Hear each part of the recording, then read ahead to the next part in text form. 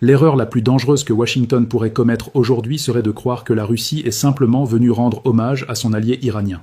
Car le véritable message envoyé depuis Téhéran n'était probablement pas destiné à l'Iran. Il visait un tout autre destinataire. Depuis le début de cette crise, Moscou avait soutenu Téhéran par des déclarations diplomatiques, des condamnations officielles et des mises en garde adressées à l'Occident. Mais aujourd'hui, quelque chose semble avoir profondément changé.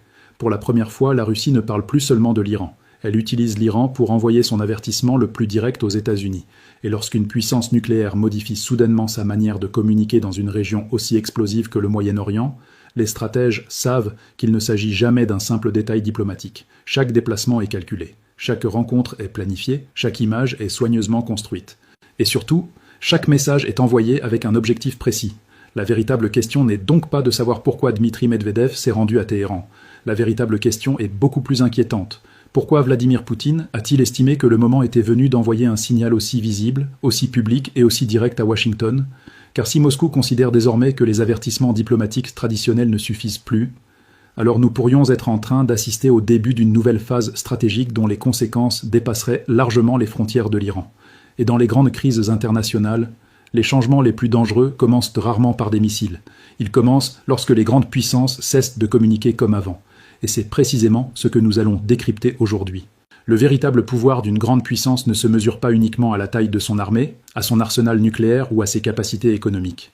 Il se mesure aussi à sa capacité d'envoyer des messages que ses adversaires comprennent immédiatement, sans qu'un seul coup de feu supplémentaire ne soit tiré. Depuis la fin de la guerre froide, les États-Unis ont souvent utilisé cette forme de communication stratégique pour influencer les calculs de leurs rivaux. La Russie, elle aussi, maîtrise parfaitement cet art. Et c'est précisément ce qui rend les événements récents beaucoup plus importants qu'ils ne semblent au premier regard. Car ce qui vient de se produire en Iran ne ressemble pas à une simple démonstration de solidarité entre deux partenaires. Les images, les rencontres officielles, le niveau de représentation choisi et le calendrier diplomatique forment un ensemble cohérent qui dépasse largement le protocole. Dans les relations internationales, rien n'est laissé au hasard lorsqu'une puissance décide d'envoyer l'un de ses principaux responsables dans un contexte aussi sensible.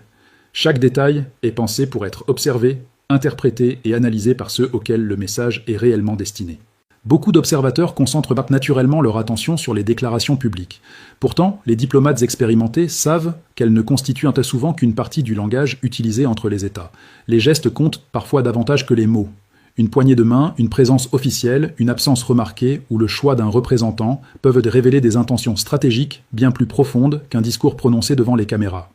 C'est pourquoi la visite d'un responsable russe de ce niveau ne peut être réduite à un simple acte de courtoisie diplomatique. La première question que devrait se poser tout analyste est donc extrêmement simple. Pourquoi maintenant ?